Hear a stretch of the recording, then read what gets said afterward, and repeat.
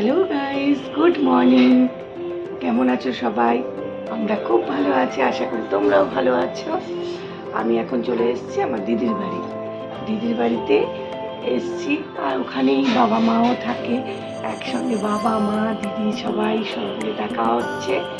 আর দিদির বাড়িতে আজকে পুজো আছে, সেই কারণে আমরা সবাই এসেছি।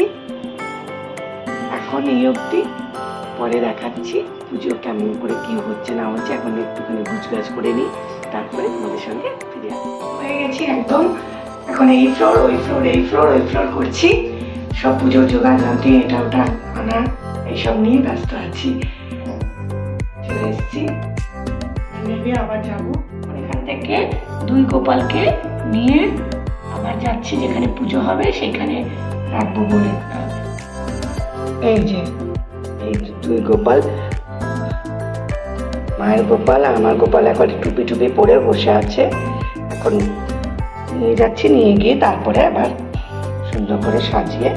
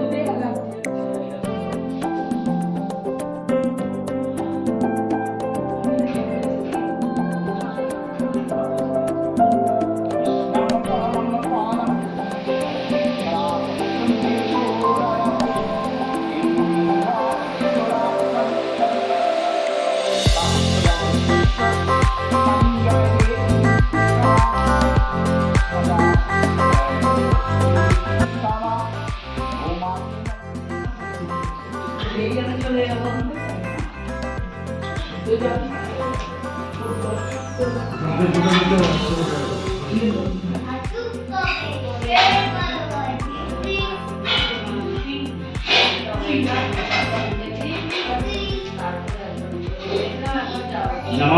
रूपाय नमस्ते रूपाय भगवते वासुदेवाय ऋषिकपताय पंचाय शरणत्राय नमो नमः ओम माति स्वाहा।